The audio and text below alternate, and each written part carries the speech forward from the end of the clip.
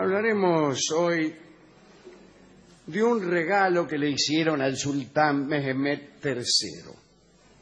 Mehmed tenía 29 años cuando llegó al trono del Imperio Otomano, era el año 1595. Mehmed había sido valiente, pero una vez sola.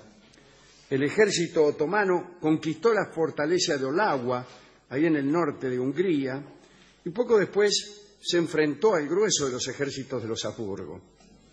Cuando las tropas se enfrentaron el 26 de octubre de 1596, Mehmed se aterrorizó y estuvo a punto de salir rajando, en verdad.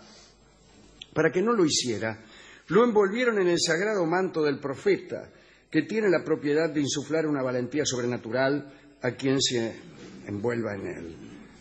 Después de esta maniobra de cobijo, el ejército otomano venció, pero Mehmed no volvió a ponerse nunca más al frente de su ejército, sabedor de que los milagros suelen ser solitarios. Pero lo que queremos contar es otra cosa. El embajador inglés en el Imperio Otomano, Edward Balton, embajador ante la Sublime Puerta, así se llamaba en aquel entonces a la ciudad de Estambul en los círculos diplomáticos, tenía una preocupación.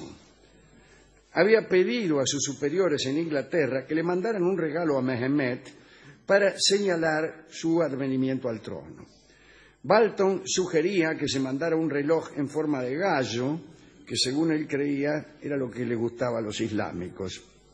Pero a fines de 1597 el regalo seguía sin llegar y eso perjudicaba enormemente las relaciones entre el imperio y la Compañía del Levante. Esta compañía agrupaba a mercaderes ingleses que podrían ser los principales beneficiarios de la buena disposición del sultán.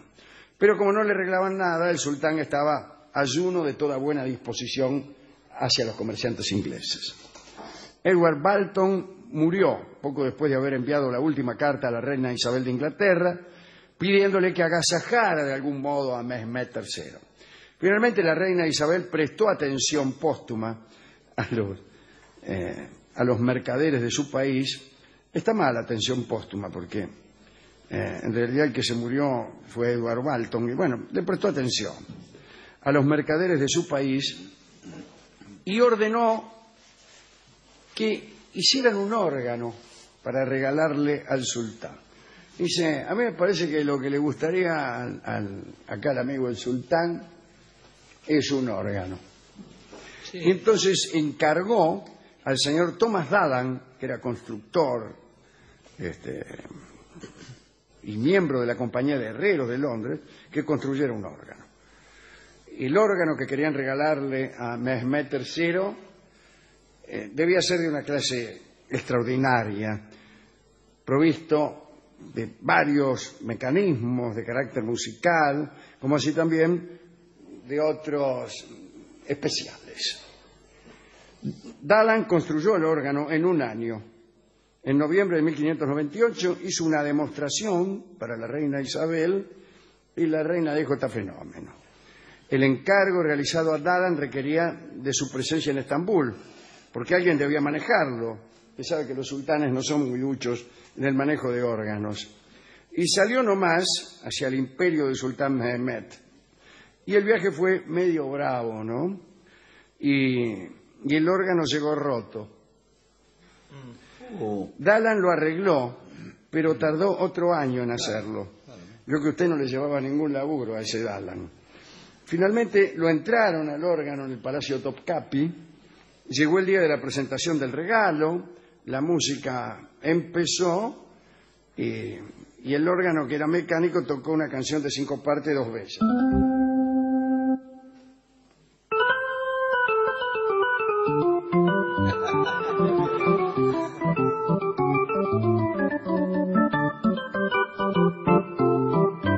O lo que sea. Sí, bueno, lo habían comprado por acá, me parece.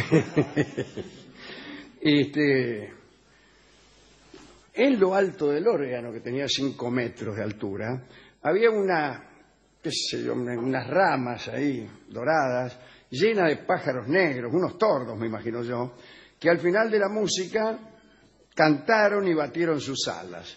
Dalan, que era el único que conocía los mecanismos, fue llamado al Palacio Topkapi después de esta demostración y lo convidaron a que se quedara para siempre. Quédase para siempre. De este modo, el sultán, cuando tuviera ganas de escuchar el órgano, no tenía más que llamarlo al tipo.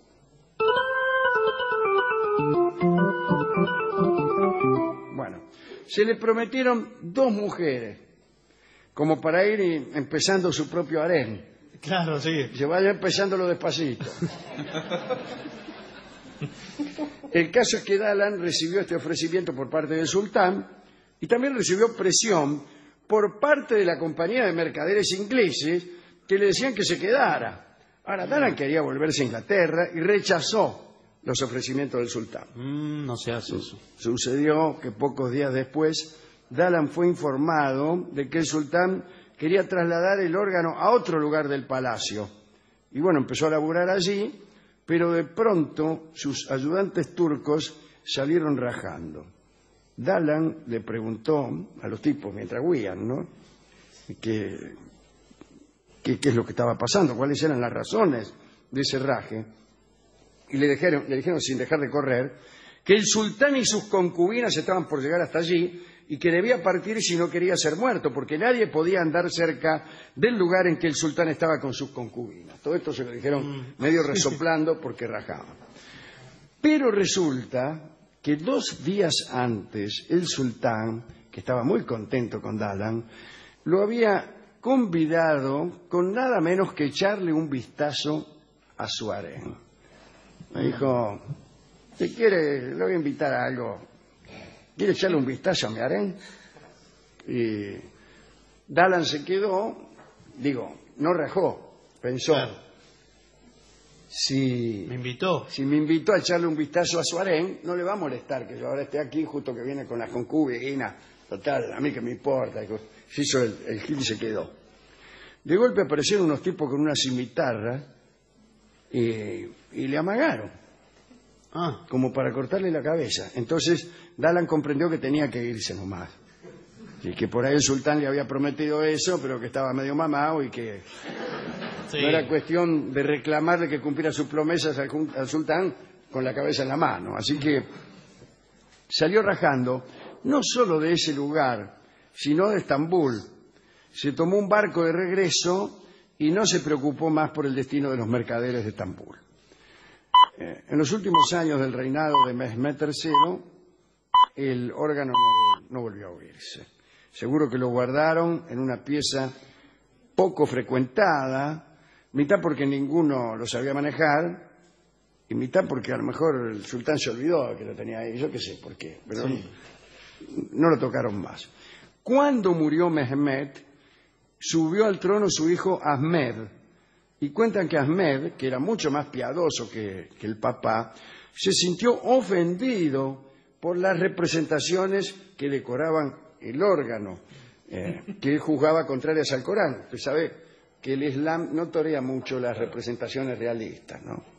Entonces, eso le pareció intolerable, así que en 1605 Ahmed ordenó que el órgano fuese destruido y sus partes sacadas del palacio.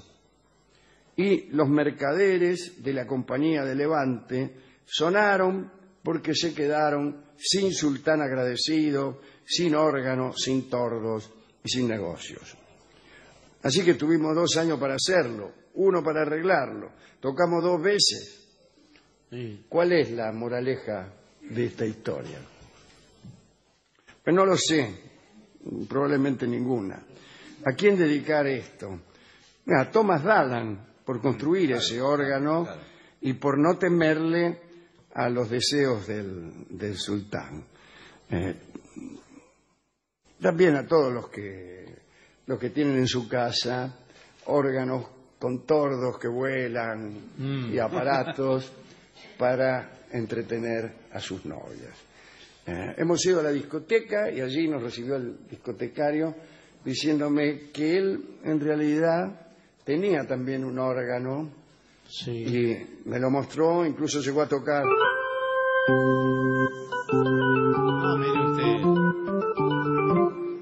pero No es lo mismo. no es lo mismo. No.